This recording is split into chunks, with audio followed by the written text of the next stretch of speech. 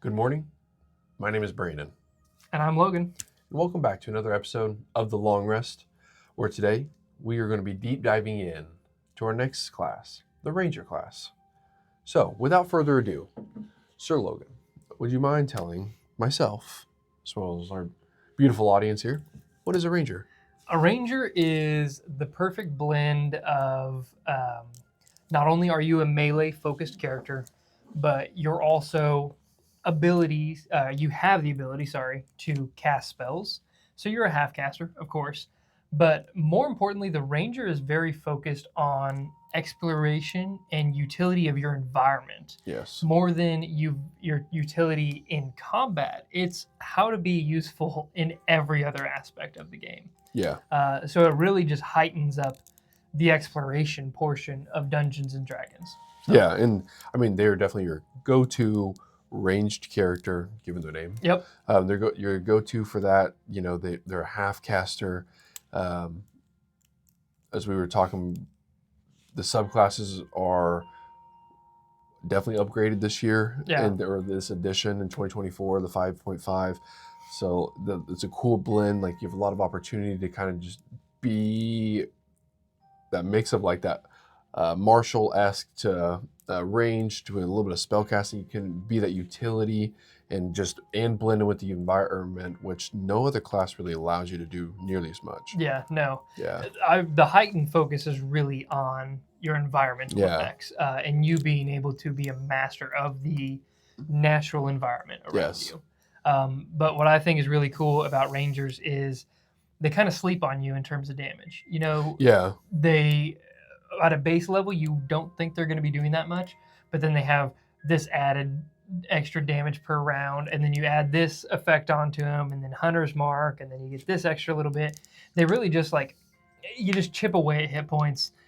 You kind of become like a blender, where eventually you're just a torrent of damage. Yeah. So as opposed to one big hit, you're hitting multiple hits across the board that are just going to stack up at the end of the day. Absolutely. Yeah. Well, without further ado, would you mind introducing us to who we have over here? Who we have over here? Oh, right here. So sorry. Yes, you had me way confused. Green screen. Over here and right here, we have our Ranger, Aragorn. You can't get more classic than him. Strider. Obviously, he's a human. So with the human, Aragorn, Ranger class, he's a level 1, so his proficiency bonus is going to be a +2 to go start with. And then we'll start building from there. As a level 1 Ranger, what do you first get? We're going to start out with our hit dice, which we are right there. We're at a D10. You sure do. They do get the nice D10 hit dice. So I will put the D10 hit dice underneath the hit dice column. So you'll roll that every single level you level up, and every time you short rest, you're going to be able to roll that to regain your hit points based off your level at the time. It's a great one. D10's and that's what makes, really, in my opinion, elevate Ranger. You might kind of sleep on them. They might not be the most exciting, but that extra HP adds up a lot. Yeah. It does put you in league with the martial classes. Yeah. So you can be a frontliner, or you can be hanging out in the back. You have that utility and the flexibility in the Ranger. Yeah, you can be a tanky backliner, which is, you're always comfortable. Yeah, no kidding. So moving right along, our primary abilities as a Ranger will be Dexterity and Wisdom, so we have that out there. We do gain saving throw proficiencies in Strength and Dexterity. Right on. So our two physicalities. Strength saving throws is where we're going to put the first proficiency bonus, and then Dexterity. Kind of interesting there. It's 2 of the physical stats that you get the saving throw proficiencies in. Most of the time you get 1 physical, 1 mental. Yeah. We do get to choose 3 skill proficiencies. Yes. And the list isn't too long here, but you get to choose between Animal Handling, Athletics, Insight, Investigation, Nature, Perception, Stealth, or Survival. Okay. I like Animal Handling. Perfect. Because why not? You're a Ranger. You are one with the beasts. Stealth, that's an easy one to go for. It's almost a must, right? Yeah. It's so hard not to. And then Oh, Let's stretch man. it. Let's go nature. Yeah, that really puts you, Let's fill gives that. you a smattering. Yeah. And it leans really heavily into the flavor of a ranger, which Yes. is nature exploration and being a warrior of nature. Very cool. They do gain proficiencies in both simple and martial weapons. Yes. So the book is open on those. Oh, I guess previously, instead of writing now simple and martial, we have written all except for firearms. But hey, True. There's feats. On the armor side, we do get light armor, medium armor, and shields. yes, So not bad at all. not bad at all. But this is a good point to say you do not get starting proficiencies with heavy armor. Correct. So that does kind of help steer where your ability scores are going Sure. to be to help dictate what your armor class is. At the end of the Absolutely. day. Absolutely. And last but not least, we get our starting equipment. Precursor. You should always check with the Dungeon Master before you start this. Hopefully in that session 0, it's kind of laid out what your starting equipment is, whether you're going by the book or maybe in the situation that your campaign's running. But you get to choose between 2 options here. Studded leather armor, a scimitar, short sword, long bow, 20 arrows, a quiver, and a druidic focus. Explorer's pack and 7 gold pieces, or 150 gold pieces, and then you can purchase your starting stuff from the base cost, which is in the player's handbook as well. Yep. So a lot of options there. 150 gold's a lot. You can really spread that out and kind of pick and choose what you'd want. Yeah. Pretty easily. Exactly. If you were to multi-class in or out of Ranger, you would have to have 13 in your primary stats, or going in or out. So 13 in the strength and dexterity and wisdom. I was just about to correct you, but yeah. Sorry, strength was a saving throw. That does also mean this is another class, just like Paladins, that is multiple ability score dependent. You're mad. You are mad. So be forewarned. Multi-classing out of this, you definitely want to make sure those 2 jive with each other. Yeah. Or else optimization is obviously not always the goal. But it's going to make the job a whole heck of a lot harder. Yeah, and it definitely makes you a little sad. If you don't optimize at least a little bit, you definitely feel that lack of thunder. Yeah. Don't get sad because you're mad. Put that on a shirt. Check us out. DuosDoes.com. Don't get sad, get mad. But with that being said, Logan, sir, would you mind taking us in directly to level 1? Level 1, as we have stated, you are a half caster. You get spellcasting ability. Obviously, Sorry. With your spellcasting, you have all the typical rules of the spellcasting. The Ranger table is going to help you dictate how many spells of what level you get based upon the level that you are.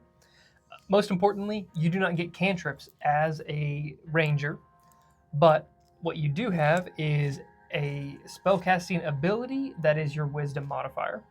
So that means DCs, saving throws, 2 hits on all of your spells is going to be based off of wisdom. Don't shortchange that stat. Yeah. Past when you get with the spellcasting, you do have... Whoops, I missed it.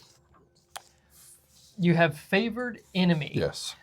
Favored enemy is a change to what was previously done for Rangers. What that does is you always have the Hunter's Mark spell prepared. Hunter's Mark does change between 2014 and 2024. Truly the biggest change is that whenever you cast it, instead of dealing an extra d6 of whatever type of damage you just dealt, it now deals a d6 of force damage. Doesn't sound too impactful until you start towing the lines of monsters that are resistant to piercing damage, slashing, bludgeoning, whatever kind of weapon damage you're typically dealing. Now with that force damage, it's not resistant. So it gets to roll separately, which is a huge bonus. You do also get to cast Hunter's Mark 2 times without using a spell slot per day as well. Yes. Which is a very cool additive. Yeah. And that increases with your spell level too. It does. So based off that favored enemy on the table, it increases based off that number. Yeah. So that is a very cool additive as well. It does. And most importantly, obviously, Hunter's Mark is kind of the core of what a Ranger is going to be doing. So it's the key feature for them themselves. You're going to be doing it all the time. And every time you do it, if you can save on those spell slots, It's good. So you get 2 at first level that you can cast for free, or you can always spend a spell slot to cast it as well. Yeah, and one more note on the spells too. I was going to say, Rangers are one of the lucky ducks that get prepared spells, so you do get to change them every long rest, just as a little additive there too. So that does make it, that elevates that a little bit, because you can be prepared if you know what you're going into the next day. Yeah, absolutely. I'm sorry I forgot that. No, I just want to add it. Yep. Also on level 1, you do get weapon mastery, so you do get to pick 2 weapons that you get to gain the weapon mastery property in. That being said, as well, on a long rest, you're able to swap one of them. Yeah. So you do have a lot of room for play here, and a lot of room for specialization every day. Yeah. In fact, No kidding. so I would say between changing spells every day, yeah, and then changing your weapon mastery every day, you can really tailor yourself to whatever you're going to get yourself into. Right. You or the party. So I'm hearing the word versatile in my head. yeah, absolutely. Again, they are truly a very, very flexible cast, which is kind of their shining star. Takes us to level 2. Level 2, you get the feature Deft Explorer. So what Deft Explorer does is it gives you expertise. Huge, right? So typically Awesome. you would get expertise as rogue. That's kind of their claim to fame. But now you get it for one of your skills. So actually choose one of the skill proficiencies with which you lack expertise, and then you get to gain that expertise into it. Correct. Yes. You can't double expertise. It's just saying one you lack expertise in. So in order to gain expertise, you have to be proficient in it prior. So one of the 3 that you chose when you first started the class, or maybe one that you got from like your background, or maybe a feat if you had a free feat at level 1 or something, but have to be proficient in it, and then you'd be able to gain expertise in it. Exactly.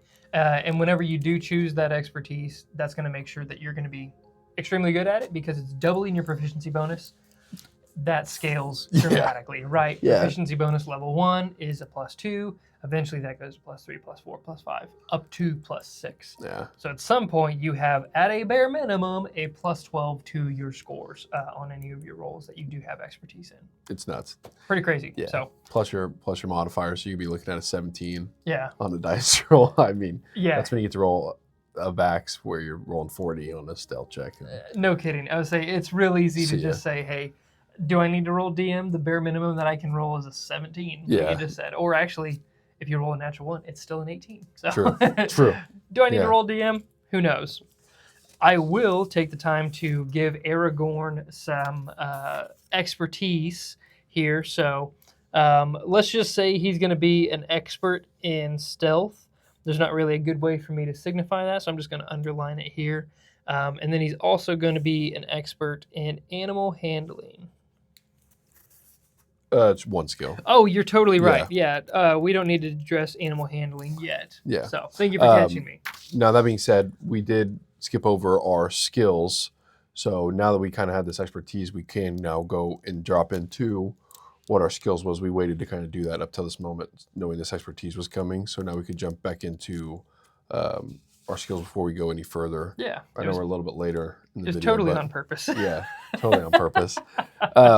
Obviously, as a ranger, I mean, we want to focus on our 2, dex and wisdom. Yeah. I feel like in the most grand scheme of things, it's probably 15 dex, 14 wisdom. Yeah. You're probably going to want to pump that dex up as fast as possible. Absolutely. So this does kind of lean into your armor proficiencies a lot. You can be a strength-based ranger. You do not have proficiency in heavy armor off the gate, so your heavy armor is going to be pretty lax. You know, your dexterity, whatever you add it into, it's going to be hampered by the fact that that is not your primary ability. Your armor class, your initiative, your stealth checks, your attacks are all going to be at a lower rate than if you did go with the recommended dexterity. So we're going to make sure Aragorn is dexterous as possible. So his score is going to be that base 15, makes his modifier +2. Since he's got the saving throw, that'll be the +4. And then acrobatics is just a +2, sleight of hand +2. Expertise and stealth, what that means is we have that +4 from the proficiency bonus doubled, and then the +2 from our actual score. So that's going to be a +6 in stealth out the gate at level 2 once you gain those expertise. And then you had mentioned we want to go with our wisdom at a 14. So 14 for the ability score, which means our modifier is still the +2. Saving throws are going to be a +2. We have proficiency in animal handling, so that makes it a +4. And then everything else, insight, medicine, perception, and survival are all going to be a +2. Next one is pretty obvious. 13 in the Constitution makes the Yeah. most sense. I mean, you could go 12. I mean, this is where you can rely a little bit more on the hit die. If you got the good luck genes and you roll always well, you could go 12 and just rely on that D10. Yeah. 13 given you hit that next ASI, or you can pump one into Dex, one into Con, get the bump on both of them. Yeah. You're feeling good about yourself at level 4, you know? Exactly. So And from your background, you'll get those ability score that is very increases. true as well. So you can round that 13 up to a 14 and really be beneficial with having a +2 to that Constitution modifier. Very true. More hit points, that's better at the end of the day. And you also get a higher Constitution saving throw. Very important considering Hunter's Mark is a concentration spell. Yes. And you're going to be casting it all the time, or any of the other concentration-based spells that you would have as a ranger. Which takes us to the 12. Yes. Between strength, intelligence, and charisma, it's really just whichever flavor you want to go. If you want to have a little bit more buff of a ranger, put it in strength. Is it going to change much of what you do? Probably not. I personally think intelligence will be a really good one because obviously you have your nature proficiency. So let's just get that one a little bit higher by giving the 12 to our intelligence, which makes that modifier +1. So saving throw is a +1. Arcana, history, investigation, all of those are +1s. Nature will take a quick pause to say we have proficiency, so that makes that modifier +3. And then religion, also a +1 there. After the 12, we go down to 10. 10, you know, in my opinion, Aragorn was pretty gruff. And at the end of the day, maybe you're not talking to too many people while you're out there hanging out with all the critters in the forest. So let's dump charisma. Let's make our strength modifier a 10. So that gives the actual modifier, the score is a 10. The modifier is a 0. The proficiency in the saving throws makes it a +2. And then athletics is a +0. Charisma is where we have that 8 score in there. And I accidentally put a negative on there. We don't want a -8 charisma. Oh boy. That would give a -1. Yeah, you're just eternally the worst person on the world. Yes. And nobody likes you. But yeah, so your Karen. score is an 8, and then your modifier is a -1, which means saving throws, deception, intimidation, performance, and persuasion are all -1s as well. So diving back in to level Yes. 2 here, you with Depth Explorer, so you gain that expertise in one of those stats, and you also do gain 2 languages as well on the back half, which is cool. I mean, just again utilizes that versatility of what our ranger's becoming. Yeah, I mean, you're kind of like the go-to now almost a little bit. You're kind of like a bard and a rogue. Like I feel like it's kind of elevating the ranger up into those that realm of like, oh, okay, the ranger's not just going to make sure we don't get half speed because we're going through difficult terrain. Now they can speak more. Now, we're getting more expertise and skills. Like, I like that change. Yeah. So. And it really shows you how well traveled your character is going to be throughout the entire world. Maybe you've done business with all sorts of merchants around, or spent a lot of time traveling with a bunch of orcs or whatever have it, right? So you get to choose those extra languages just to give yourself a little bit more flavor for what your character has been up to in its past. So at level 2, you also get to choose a fighting style. You do. So what you would find in chapter 5 in the book, it's all your normal fighting styles, of course, being great weapon master, blind fighting, dueling, defense, archery, the 8 of them or 9 of them that there are. Yeah. Or do get to pick. Yep. You do get an extra one that is kind of exclusive to Rangers, which is the Druidic Warrior. Did I say that right? Yeah, you said yes. Yeah. You also get the choice in Druid too. Yes. It's these 2 classes. With the Druidic Warrior fighting style, you get to gain 2 cantrips from the Druid spellclass level.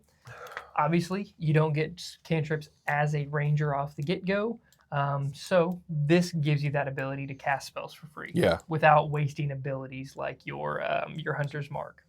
So, which, yeah, if you wanted to be more spellcaster focused, which you absolutely could be, Yeah. You definitely have the option for that. That's definitely a route to go. Yeah. So, level 3, pump right into the subclass. What are our 4 subclasses that come with the book? So, in the 2024, we get the Beast Master, the Fey Wanderer, Gloom Stalker, and Hunter. Yeah. Are your Absolutely. 4 standard subclasses in the 2024 Player's Handbook. And those will be videos in and of themselves. Yeah, in the future. There's a lot of changes to the Ranger Yeah. subclasses, truthfully. Yeah. And that's where I think that class is really going to shine. Yeah, absolutely. Yeah. Level 4, standard, out the gate, ability score increase or feat. So use that as you will. And then you get to level 5, and now Yes. you're attacking twice. You sure are. Which as a ranger, is a big one. So It keeps you up to all the martial absolutely classes. is. I was going to say, that is where you're really going to start pumping out the damage. It is level 5. So not only are you going to get extra spells as you level up, that's going to give you more ability as a martial class. Which is true, because, and I will point out, you do get your second level spell slots on level 5 too. So nice power spike at level 5. Absolutely. Past that is personally my favorite Ranger class feature, because it makes you incredibly mobile on the battlefield and in and out, whichever it matters. It's called roving. What that does is not only does your speed increase by 10 feet, but you also get a climbing speed and a swim speed equal to your base movement speed. So whatever terrain you're going to come across, you're going to make everybody look like a fool. Yeah. Except for maybe the monk. True, but that's up there. Yeah. And the only caveat to that is you just can't wear heavy armor, which, we don't even have proficiency with. So unless you've chased it because you wanted to be some type of like nature's warden and you're building something, I guess you're probably not too worried about this. But yeah, to be able to get that now you're talking 40 feet. There are races out there that already have like 35. Yeah. You're pushing 45 feet at 6th level, and you can swim that fast and climb that fast. Yeah. That's pretty nuts. And then if you really wanted to be a pain to your DM, you take that speedy feat. You get another extra 10 feet of movement at level 4. Don't listen to them. Do it. 55 feet of movement is so much fun to do just to be a total pest. Then you need to go to level 7, which would be a subclass feature. Yes. So you get that nice little bump there in the subclass. 100%. Level 8 is our next ability score improvement or feat option. So again, dive into the stats, dive into the flavor of the feats. Now in 2024, there's a lot of feats where you do get that +1. They definitely filled our hearts with that one a little bit, where you can hopefully fill up those odd numbers, but still gain something cool to the class. For sure. And then level 9. Level 9, you get expertise. So this is where you get to choose 2 skills that do not currently have expertise, and you get to get that expertise in them. That's wild change. Yeah. Honestly. It's a huge bonus because, again, you're just going to get really good at whatever you were previously doing. Yeah. Obviously, with Aragorn here, since we haven't done background or even dived into what you get as a species, the ability scores the abilities that we have proficiency in that we do not currently have expertise in are nature and animal handling. So that's where we would override those scores with that. By the time you do get to level 9, you're not just a level 2, or you're not just a +2 to your proficiency bonus. You're a +4. So, for instance, our stealth score. Previously, if we keep our dexterity at a +2, which you're probably not doing by level 9, right? So, theoretically, at a bare minimum, +2 to your dexterity. And then you have a 4 as your base proficiency bonus. You're an expertise in that, so now you have a +8, +2, a bare minimum of a 10 on every roll. Well, 11, I guess, technically. But a +10 to every single roll that you take. Yeah. Awesome. Yeah, absolutely. So yeah, again, just really deep dives furthermore into making Rangers a utility class to really help make you interested in taking those to kind of fill that void in the group to like help be that skills person. Yeah. So then we get to level up to level 10, which you get tireless. Um, now this is kind of when this is something that's really specific, I think, to Rangers. So you get temporary hit points. So as a magic action, you can give yourself a number of temporary hit points equal to 1d8 plus your wisdom modifier. And you can use this a number of times equal to your wisdom modifier per day. So it does take your action. So there's a little bit of a bite there. But at this point, you are level 10. So maybe, hopefully, you're like get a little warm up before fight's about to happen. 1d8 plus your wisdom modifier. Maybe it's a 3 at this point. Maybe still 2. Kind of depends. But you potentially another plus 10 in temporary hit points. Yeah. I think the big benefit of this is that is easily something that you can cast right before combat. Yes. You know, whenever you know you're going to need those temporary hit points, bolster yourself and then get into the thick of it. And at the end of the day, if there's no other action that you can take this action and just, again, bolster yourself. Yeah, get you ready for whatever's to come. In the grand scheme of things, when you wake up in the morning, you could just do this. Yeah. It's temporary hit points, so it will last until you take a rest. You know, I mean, so that is you only have it the number of times, but you'd always have it prepared then. Exactly. At the grand scheme of things. Yeah. So there's a second part to this. You get decreased exhaustion. Huge. Which is very interesting. Yeah. Whenever you finish a short rest, it will decrease your exhaustion by 1 instead of a long rest. Yeah. So that's very interesting. Very. No other class gets that. Yeah. No feat will give that to any class or species. This is 100% Ranger unique, and it's very fun, in my opinion. Yeah. Especially because the changes to exhaustion that's where my head was at. 2024 get pretty crazy. So yeah, being able to regain that. So theoretically, you get 2 per day. Yeah. You know what I mean? 3, but well, 1 short, 1 long rest. Yeah. Oh, you're right. Sorry. You know what I mean? I don't know if there's technically a limit on short rests per day. I think it really. I don't know if there is or not. We've never really played it that way. Yeah. We've always kind of played it. We try to keep it 2 or less. Yeah. Like, don't push 2 short rests, but kind of depends on the long rest push. But like, yeah, if your DM really loves to throw out those exhaustions and you know that going into it, well, if you can make it to level 10, you'll have a nice out on that. Yeah, so. For sure.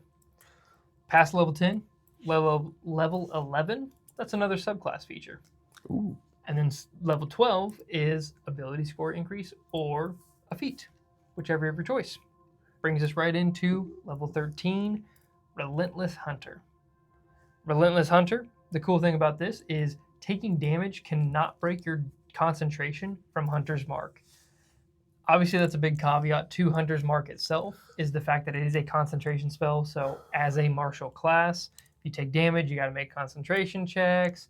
You're not proficient in Constitution saving throws. So you can easily lose concentration on your Hunter's Mark. Right. Granted, you can cast it for free, but at the end of the day, you still got to recast it. You got to waste that bonus action anytime you do want to use it.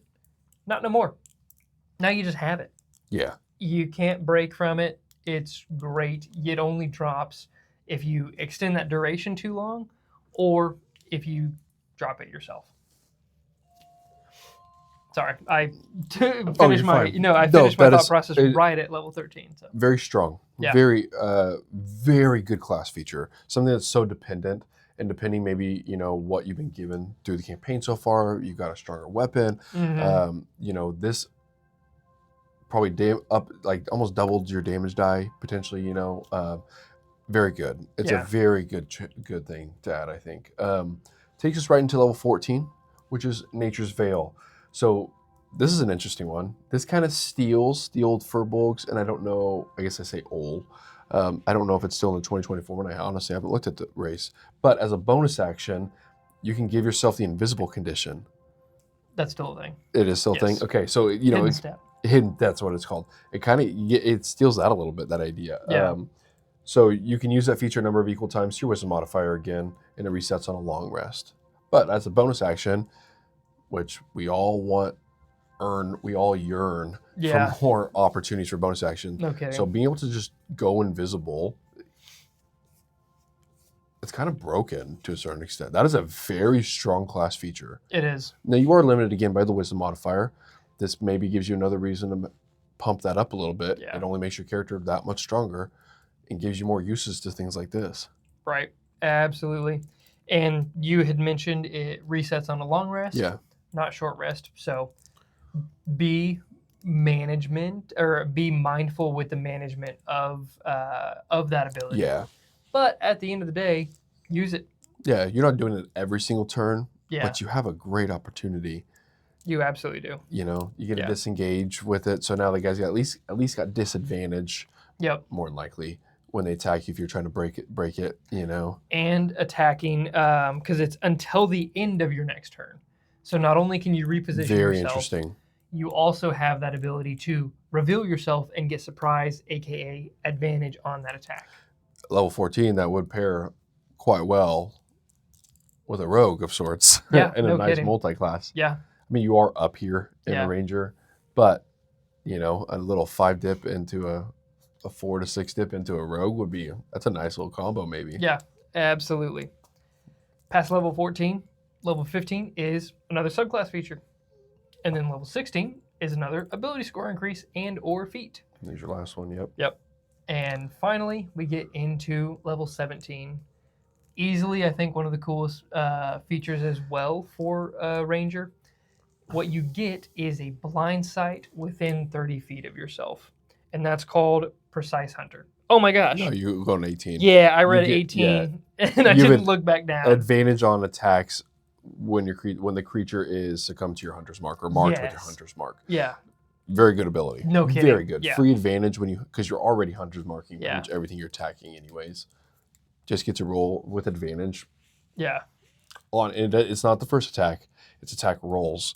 So both your attacks. Opportunity attacks. Yep. Bonus action. Yeah. Anything.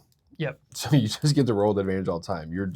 Hopefully your natural 20 numbers are just jumping. No kidding. Yeah. Yeah. Again, another sneaky way that the Ranger's really just going to be pumping out damage. Yeah. So once you're 17, what comes at 18, Logan? Oh, spoiler alert. 18th level is when you get that blind sight within 30 feet of yourself. Super cool because that means invisible condition is non-existent to you. You know, if vision is obscured from any reason, like a heavy fog or smoke or any kind of spell that hampers your vision, or if you're blinded, it doesn't matter.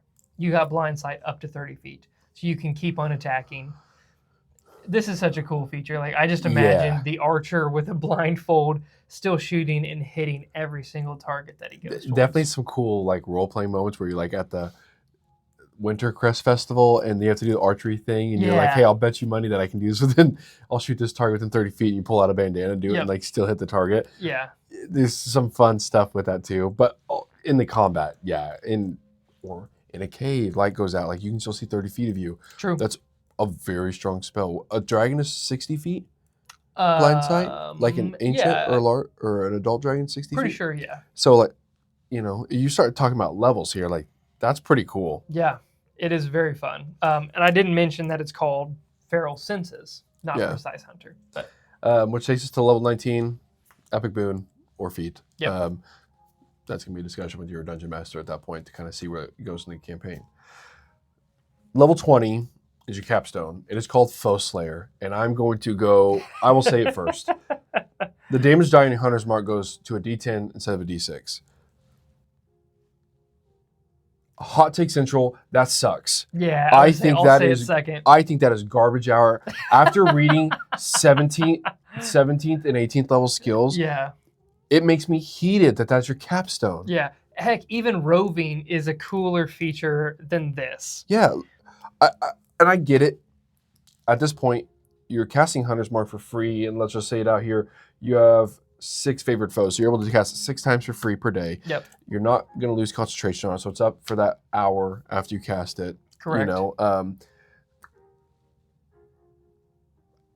it just doesn't feel like it really puts a good end to a ranger. No. You know, you just gave him blind sight within 30 feet. You just gave him advantage on all the attacks. And now just upping the damage. And if you really want to get to the nit and gritty of it, you're going from an average of 4.5 up to like technically 5.5 to 6. Yeah. That's all the average is up, you know, so you're gaining 1 damage. Yeah. It's Ah, not great. or It's I a guess not D6. one. Sorry, Yeah. D6, not D8. I was trying to do your math, and I was like, that doesn't make 3 to sense. but 3.5 up to yes. 5.5 to 6. So you are going Yeah. up 2 to 3 points of damage per round. Okay. That's not a lot for level 20. No, yeah, Yeah. you're right. You were facing down dragons, Tarrasques that have 500 to 700 to, let's be honest, every DM up there is multiplying HP pools times 20. Yeah. You're 1,000 HP. That extra 3 in total makes a difference. Mm-hmm. But Wizards, you could have done something a little bit cleaner. So much cooler. Yeah. Like, golly, man. You missed the mark on this one. I Yeah. hate to say it. What? Dual shot, being able to shoot two arrows instead of one. Absolutely. I mean, something like that would have been, Yeah. I guess I would be specific to a weapon. I get it. Even just like an extra attack at any point. Yeah. I don't know. It's not a great one. Heck, even the barbarians +4 to, I think it's like strength and constitution, if I remember correctly. Yeah. Where you can get over your max of 20. Yes. We're already multiple ability score dependent. Give us wisdom and our dexterity. That's a +4. great point as well. You'd be so powerful at that point, you know? I mean, even just think about it from your stealth checks. If you have expertise in that, your proficiency bonus is a +6. So yeah, let's break that down even further. That I would be fine with it if you wanted to add in more to the classes you already did. So yes. Give it another 2 expertise. Yeah. Give it another another proficiency and another expertise. Like dance that up a little bit. Yeah. Like make them really feel like that ability. They've been world traveled. They have the ability to feel very understood in these subjects, and they're very good at them. Yeah. Then it makes more sense. Like just getting that extra potential 2 damage does not feel like this guy, I went all the way to level 20. Like I'm killing it now. When we talked about this earlier, when we kind of talked about the capstone, we were both like, what? That's it? Yeah. I would much rather just multi-class into fighter, take a 2-level dip, so that way we still hit 18th level, we still get our feral senses, but then just take a 2-level dip from there and at least get action surge. Yeah. Because at that point, that's increasing your ability to hit and crit tenfold just by being able to action surge and take a full another action of 2 attacks. Rogue for 2 levels. At least you'll get sneak attack. At least you get 1d6 of sneak attack. Yeah, and honestly, what's really worse if you think about wait a second. is that's more damage. Yeah, exactly. I guess it does have the proponent of like being able to sneak attack. Yeah. But that's more damage. You have advantage on anything that's hunter marked. So they're hunters marked. You get that extra damage. You get the D6. You get the D6, and then you get the D6 for your sneak attack. So at a bare minimum, you're going to roll 2, but then on average, you're what? 6 to 7 points of damage, as opposed to the average of a D10 is 5.5. Well, yeah, because if you have a longbow, it's D8, correct? A longbow is a D10? Yeah, I was going to say, check the player's handbook. But regardless, it's just not a great capstone. Why? Why? Wizards of the Coast, why? Get in the comments, Wizards of the Coast. Let us know why you did this. Longbow is D8, and then, but you could have a heavy crossbow, 1d10. So you could have a D10 plus D6 for Hunter's Mark plus D6, so you could have a potential for 22, so you'd be averaging 11 points to 12 points a hit. And you would be with a D10 on your Hunter's Mark, you'd only be at 20. Yeah. So you theoretically, it does behoove you to not capstone your class then. Not at all. It would even make more sense. You can still epic boon it. You can still hit 19. That's the worst part about it. It makes you it just makes you stronger to take 1 level in another class. Oh, I haven't seen you this worked up in a long time. The long rest is supposed to be relaxing, not. I know, but sometimes you just got to let it out. This became a short rest. Most of the time. Yeah, but luckily I regain exhaustion after a short rest. Oh, true. Yes. Most of the time in D&D, I'm like, okay, I understand it. At the grand scheme of things, you have to build things for the masses. And it is tough to make everybody happy. Yeah. For a class that ultimately does not get the same love as a lot of other classes, Now, there were some really cool subclasses that I loved from 2014. Some The really cool subclasses ones. are so good. 2024, you mean? Yeah, But yeah. no, the 2014 ones for like the back in the day. I think there's some Oh, cool okay. subclasses. Yes, Yeah. these are very good. Yes. But I mean, like they really upped the ante in 2014, made it better. Yeah. You know, subclasses help make it. I think they made the class better overall. I think the subclasses are better overall. But just to not finish it, Yeah. just to not give the effort to say, hey, we really appreciate you playing Ranger. I can't even imagine because how many campaigns get to level 20? Yeah, unless you're playing a high level campaign to start with, Right. that's a tough one. And Yeah. you're a pretty special group of friends that are playing around a table if you played that 1 through 20, because you probably have one of those beautiful, amazing campaigns that you've been playing for like 3 years to 5 years or more, you know. Yeah. It just doesn't incentivize spending all that time and effort to get to level 20 for that capstone. Yeah, The risk is not worth the reward. no, Do something else. hurts me. But hey, we got to digress. We could keep going on about. that's been Ranger. Yeah. Overall, it's up there. I really like the idea of it being a more utility-based skilled. Yeah. I do like the changes from 2014. I do too. Especially by the time that 2014 got those changes, like the updated changes to Ranger, where as opposed to, I can't remember, it was like favored foe got changed into something else. And like the optional rules. Yeah, the optional rules, that's what it was. Man, I didn't care for them one way or the other. And so this feels like a great change for Ranger. Yes. Especially after looking through the subclasses. I want to play one. Yeah. I don't want to play one to level 20, but No. I will definitely play one up to level 18. It's distinguished. It's nice. Like you still know that you're a ranger. It's very specific. It is. And it feels, you know, you can you feel blend on some of the martial classes between maybe a fighter and a paladin, you know, and maybe in a barbarian, you can almost be like, oh, these guys are pretty close to the same. A ranger really sticks out on its own, you know. I mean, they feel very independently what they are. Yes. And they're very good at what they do. Yeah. Very good. Well, if you have a ranger planned for a campaign, or maybe you're playing one right now in the 2024, let us know what you have experienced or hope to experience down in the comments below. Love to hear any stories so far. Yeah. While you're down in the comments, make sure you also stop right beneath the video. You hit that like button.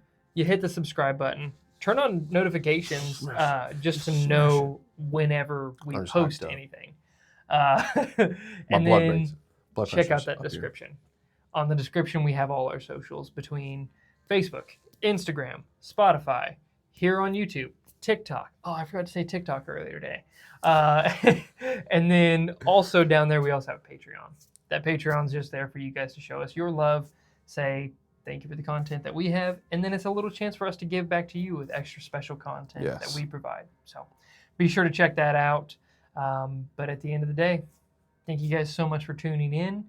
Be sure to check us out Wednesdays at noon, Saturdays at noon, any other day of the week if you really want to. It doesn't matter what day, but that's when our long form content comes out. So till then, happy adventuring, and we'll see you soon. See ya.